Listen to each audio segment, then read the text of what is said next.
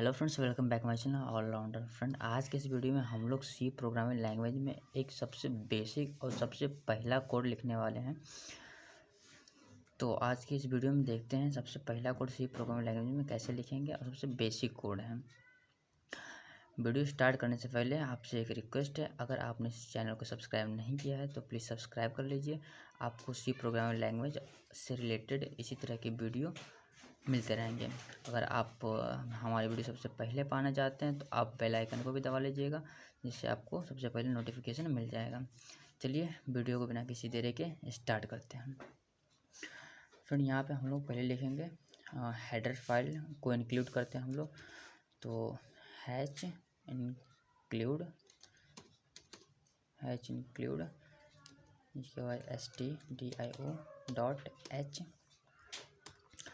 ठीक है, अभी बताते ये क्या होता है। Hatch include conio.h। ठीक है, हमने यहाँ पे दो तरह के हेडर फाइल का यूज किया है। हमने यहाँ पे कितने तरह का दो तरीके के हेडर फाइल का यूज किया है। एक हैच इंक्लूड stdio.h, एक है hatch include conio.h। Hatch include ये प्री प्रोसेसर होते हैं। हमने प्री प्रोसेसर वाला वीडियो बना रखा है, हम डिस्क्रिप्शन बॉक्स में डाल देंगे, उसको आप ज़रूर देख लीजिएगा। अब stdio.h का मतलब होता है, std का मतलब है स्टैंडर्ड, std मतलब स्टैंडर्ड, i मतलब इनपुट, o मतलब आउटपुट, डॉट h मतलब होता है हेडर फाइल। ठीक है, stdio.io.h जो ये इतना लिखा हुआ है, इसका मतलब सिंपल सा एक हेडर फाइल है जिसके अंदर कई सारे फंक्शंस जो डिफाइंड है, कई सारे फंक्शन डिफाइंड होते हैं। और ये जो conio.h है ये कंसोल इनपुट आउटपुट होते हैं, ये भी एक हेडर फाइल होता है, इसके अंदर भी कई सारे फंक्शन डिफाइंड होते हैं। तो हेडर फाइल वाला वीडियो हमने बना रखा है, उसको जाके देखिएगा। हम यहाँ पे सीधा प्रोग्राम पे फोकस करते हैं। इसके बाद एक मेन फोकस बनाते हैं, इंट मेन। देखिए यहाँ पे इंट मेन एक फंक्शन है। मेन एक फंक्शन होता है किसी भी प्रोग्राम में। आप सी लैंग्वेज में कोई भी प्रोग्राम लिखेंगे तो उसमें मेन एक फंक्शन आपको ज़रूर मिलेगा। बिना मेन फंक्शन के आपका प्रोग्राम नहीं चलेगा। और इंट का मतलब होता है कि जो मेन फंक्शन है वो मुझे रिटर्न करेगा किस टाइप की वैल्यू, तो इंटीजर टाइप की वैल्यू को रिटर्न करेगा, इसलिए इंट लिखा गया। अगर मैं यहाँ पे इंट की जगह void वाइड लिख देता है, इसका मतलब कि ये मेन एक ऐसा फंक्शन है जो कि प्रोग्राम से कुछ भी रिटर्न नहीं करेगा। वाइड मतलब क्या होता है, खाली होता है। तो वाइड अगर लिखा है कहीं पे, अगर वाइड लिखा हुआ मिल जाए आपको, तो इसका मतलब समझ लीजिएगा कोई किसी भी टाइप का वैल्यू आपको ये मेन फंक्शन रिटर्न नहीं करेगा। अगर इंट लिखा है तो इसका मतलब आपको इंटीजर टाइप का वैल्यू रिटर्न करेगा फंक्शन। ठीक है, आगे हम लोग लिखते हैं, ये एक फंक्शन था मेन, इसकी हमने बॉडी बना ली। बॉडी हमेशा करली ब्रैकेट से बनता है। यहाँ पे हमने करली ब्रैकेट को ओपन किया, यहाँ पे हमने क्या किया, क्लोज किया है। अब इसके बीच में जो भी कोड लिखेंगे वो किसकी बॉडी में होगा, ये मेन फंक्शन की बॉडी में होगा। ठीक है, तो मेन फंक्शन की बॉडी में होगा। यहाँ पे सिंपल सा हम लिखते हैं printf,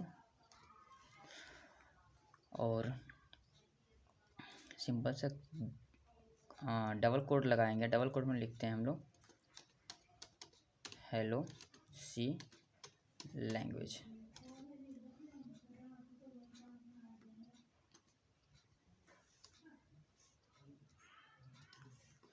ठीक है, हेलो सी लैंग्वेज। यहाँ पे ये सी प्रोग्रामिंग लैंग्वेज में अगर कोई भी लाइन इंड होता है तो उसके इंड में सेमी कॉलन का यूज ज़रूर करिएगा। सी प्रोग्रामिंग लैंग्वेज में सेमी कॉलन किसी भी लाइन के इंड में ज़रूर होता है। लेकिन याद रखिएगा, अगर इस लाइन का ताल्लुक मतलब ये लाइन अपने नीचे वाली लाइन से कनेक्टेड है, तो फिर अगर सेमी कॉलन का यूज कर देंगे तो फिर वो, इसका मतलब ये अच्छा, सेमी कॉलन का मतलब ये होता है कि आपका ये एक सिंगल सा लाइन जो है ये कंप्लीट हो चुका है। ठीक है, सेमी कॉलन आप जैसे लगा देते किसी भी लाइन के आगे, इसका मतलब कि ये लाइन आपने कंप्लीट कर दिया है। इस लाइन का न तो ऊपर वाली लाइन से न नीचे वाली लाइन से कोई लेना देना नहीं है। ये एक सिंपल सा लाइन लिखा हुआ है। लेना देना का मतलब कि मतलब रिलेट नहीं है, उससे कनेक्ट नहीं है। ठीक है, तो सेमी कॉलन का मतलब ये होता है, आपने सिंपल सा से एक printf हेलो सी लैंग्वेज लिख दिया, इसके आगे आपने सेमी कॉलन लगा दिया, इसका मतलब कि आपका ये लाइन कंप्लीट हो गया है। ठीक है, अब इसके आगे एक गेट ch फंक्शन होगा। अब गेट सी एस हमने लिखा है, इसके बाद भी क्या लगाना है, सेमीकोलन लगाना है। ठीक है फ्रेंड, तो आपके सामने एक ये सी लैंग्वेज में एक सबसे छोटा और सबसे बेसिक प्रोग्राम लिख लिया है। ठीक है, ये पूरा एक सबसे छोटा सबसे बेसिक कोड है। इसको पहले रन करवाते हैं फिर देखते हैं। अच्छा, रन करवाने के लिए अगर आप देव सी प्लस प्लस टाइप का कोई टूल्स का यूज कर रहे हैं, अच्छा ये हमने देव सी प्लस प्लस टाइप का टूल्स यूज किया है, या फिर इसको एक प्लेटफॉर्म भी कह सकते हैं। ये सी लैंग्वेज में कोड को लिखने के लिए एक अच्छा सा प्लेटफॉर्म है, और कोड लिखने के बाद उसको कंपाइल कराना और रन करवाने के लिए एक अच्छा सा एक प्लेटफॉर्म है। ठीक है, अगर आप लोग किसी और जैसे विजुअल स्टूडियो कोड का भी कई लोग यूज करते होंगे, तो ये सिंपल सा है। ठीक है, अब हम लोग इसको कंपाइल करते हैं। कंपाइल किए तो ये सेव करने के लिए कह रहा है, तो हम लोग सेव करने के लिए नेम डाल देंगे और सिंपल सी प्रोग्राम। ठीक है, यहाँ पे एंटर मार देंगे। अभी रन हो रहा, थोड़ा वेट करिएगा। देखिए यहाँ पे रन हो चुका है, ये नीचे कंसोल में आपको रन होकर दिखाता है आउटपुट। अब यहाँ पे देखिए ये क्या, इसका मतलब समझिए, एरर 0 मतलब कि हमारे कोड में कोई भी एरर नहीं है। वार्निंग 0, हमारे कोड में कोई भी वार्निंग नहीं दिया जा रहा है।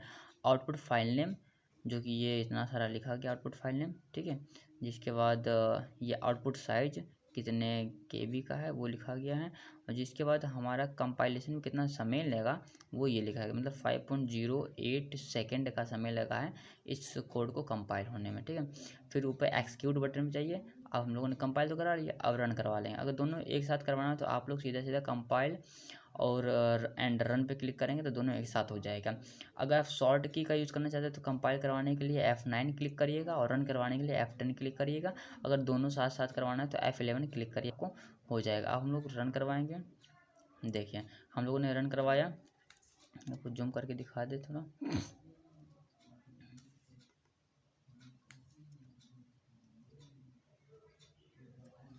एक मिनट, मेरा प्लस वाला बटन नहीं काम कर रहा है। ठीक है फ्रेंड, तो आपको ये दिख रहा होगा, यहाँ पे देखिए हेलो सी लैंग्वेज लिख के आ गया आउटपुट में।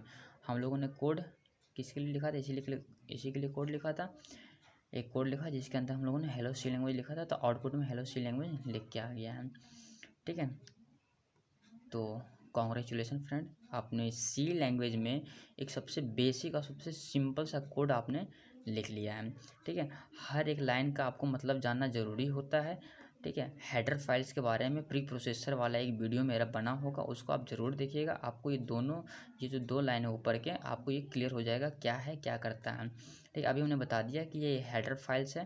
ठीक है, हेडर फाइल मतलब कि इसमें कुछ प्री डिफाइंड फंक्शंस डिफाइन है। ठीक है, जैसे कि आप देखो यहाँ पे stdio.h है। ठीक है, ये एक ऐसा हेडर फाइल है जिसमें ये printf नाम का फंक्शन डिफाइन है। जो printf इतना लिखा हुआ है ना, ये इस हेडर फाइल में डिफाइन है, studio.h में डिफाइन है। ठीक है, अगर हम studio.h ना लिखते, अगर हम कहीं पे printf नाम का फंक्शन का यूज करते, तो फिर वो प्रोग्राम एरर देता, कहता भाई printf तुमने क्या लिखा है, क्या है ये। ठीक है, तो जैसे हमने हेडर फाइल यहाँ पे इंक्लूड कर दिया, तो वैसे उसने समझ लिया कि भाई ये जो printf है एक ऐसा फंक्शन है जो इसके अंदर डिफाइन है। इसके बारे में सब जितना कुछ भी लिखा होगा सब इसके अंदर लिखा होगा, studio.h के अंदर उसने कंपाइलर ने पहले उसमें रीड कर लिया।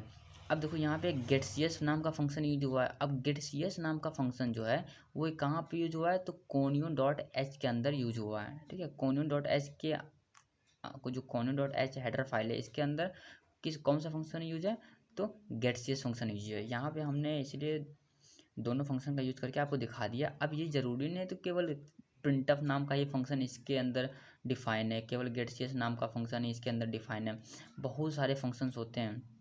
ठीक है, और कई सारे हेडर फाइल्स भी होते हैं।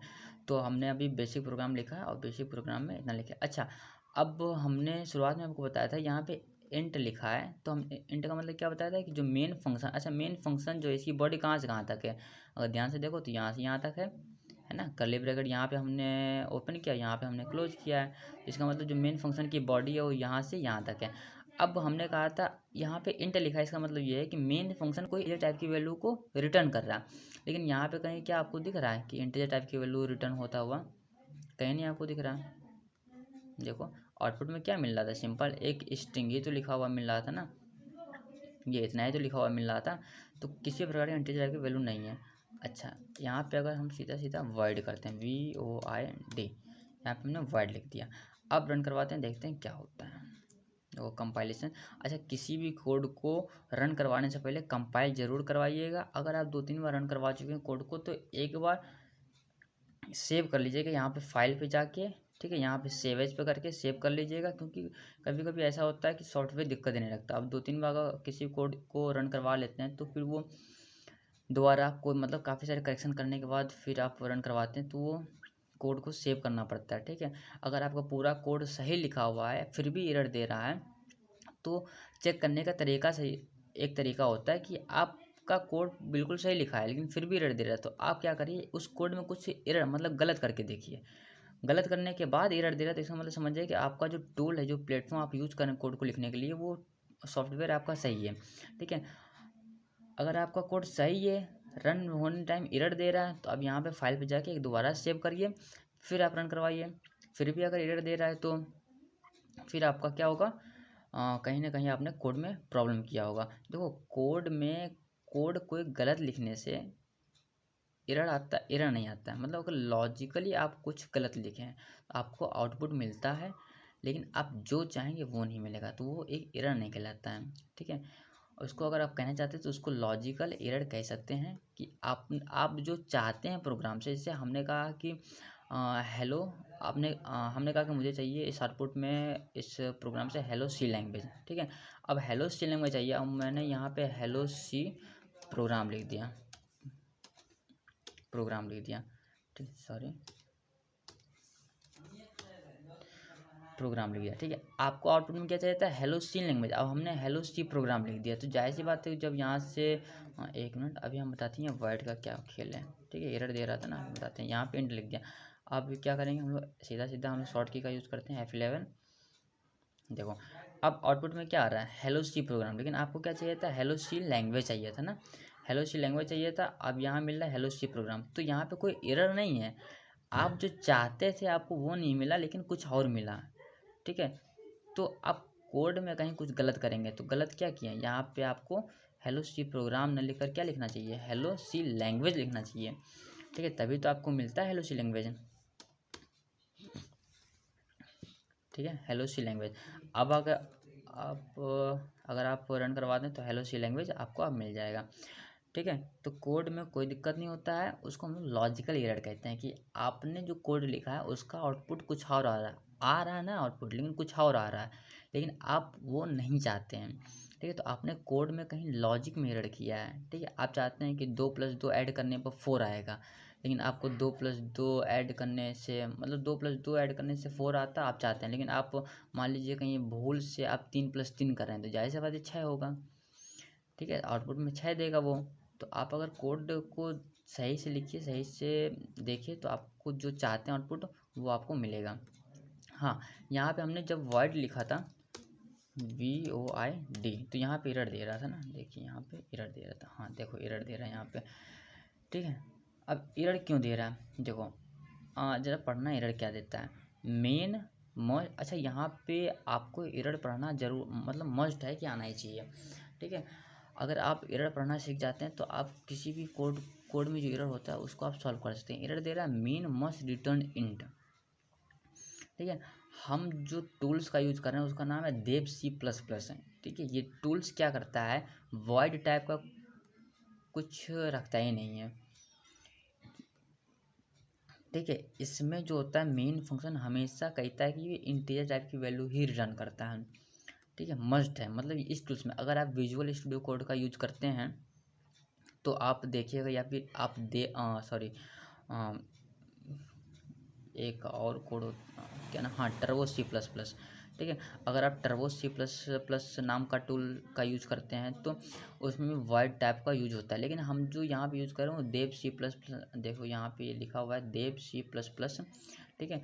आप अगर इसका यूज करते हैं तो इसमें मेन फंक्शन होता है, मस्ट है कि वो इंटीजर टाइप की वैल्यू ही रिटर्न करता है, ठीक है, चाहे वो करे चाहे ना करे। देखो आपको यहाँ कहीं कहीं दिख रहा है कि इंटीजर टाइप की वैल्यू रिटर्न हो रहा है, नहीं दिख रहा है, लेकिन फिर भी वो कह रहा है कि मेन मस्ट रिटर्न इंटीजर, ठीक है। इस टूल्स में कुछ ऐसा ही है। अगर आप टर्बो C++ या फिर विजुअल स्टूडियो कोड का यूज़ करते हैं तो आप अगर यहाँ पे वाइड लिख देंगे तो किसी भी प्रकार का कोई भी एरर नहीं आएगा, ठीक है।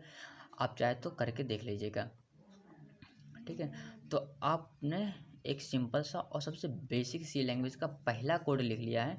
इसके लिए आपको कॉन्ग्रेचुलेसन। अगर आपको वीडियो पसंद आए तो लाइक कर लीजिएगा और अपने दोस्तों के साथ भी शेयर कर दीजिएगा, जिससे वो भी जान सके कैसे सी लैंग्वेज में कोड लिखा जाता है। धन्यवाद।